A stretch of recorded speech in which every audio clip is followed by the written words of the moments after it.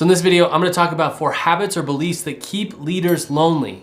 Let's dive in. So the first one is doing it all yourself or believing only you can do it best or only you do it the right way.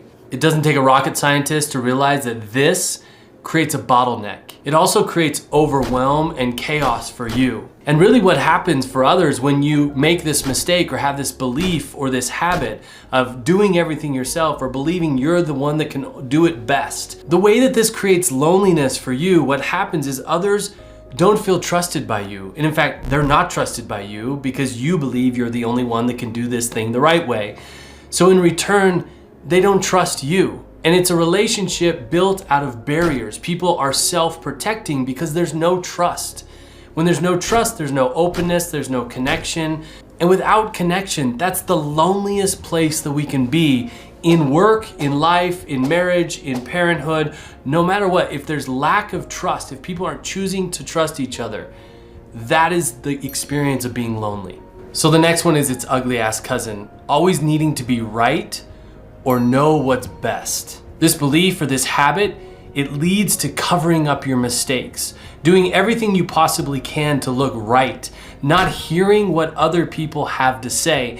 In this state of always needing to be right or knowing what's best, you can't hear the feedback of other people on your team.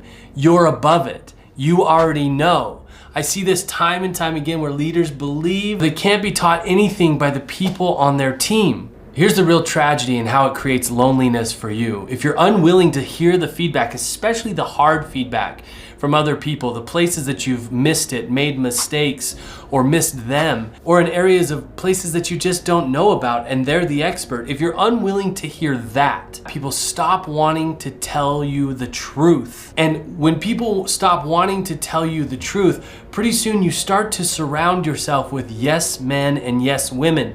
They just agree with everything that you say. They support everything that you think. Your idea is always the best idea, even when it's not. And ultimately what happens is you become desperate for somebody to tell you the truth. But ultimately you have made this bubble by needing to be right and know best. This third one is so common. I see it all of the time. It's this idea or this habit or this belief that we have to separate our personal lives from our work lives.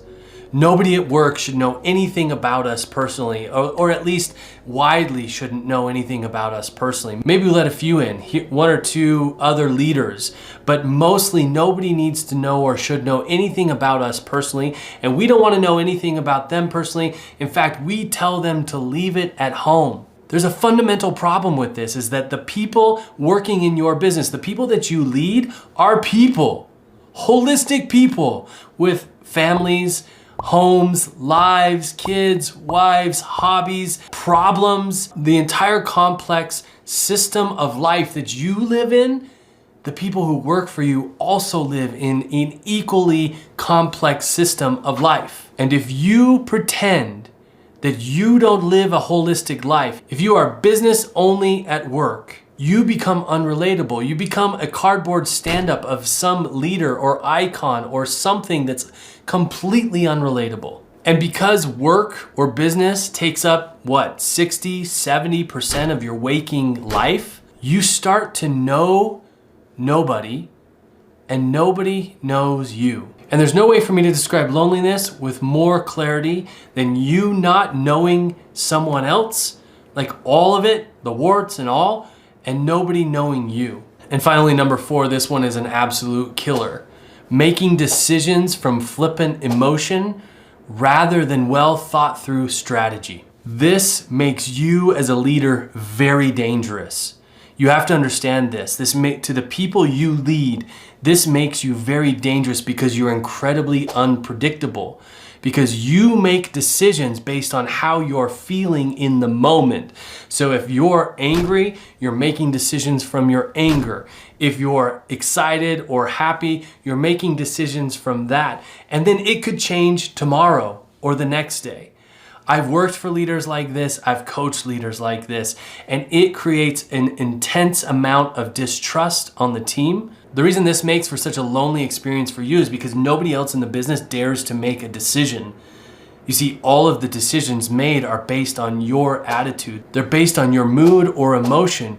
So there's no way for me as somebody who you're leading to know what decision to make, because I'm constantly trying to guess your emotion or your mood and knowing that it's gonna change the next day. And leadership becomes incredibly lonely when you have to make every single decision. The weight of every single opportunity or failure is sitting on your shoulders. But that's what you're creating when you make decisions based off your emotion or your mood rather than strategy. All right, my fellow leaders, those are 4 habits, ideas, or beliefs that keep you feeling lonely. Were any of them convicting for you?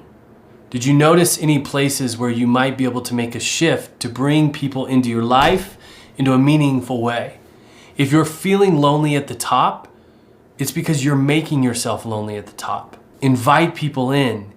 Ease into a real conversation with the people that you spend most of your life with and that you're building something meaningful with. Thank you so much for watching, and remember, your people are counting on you.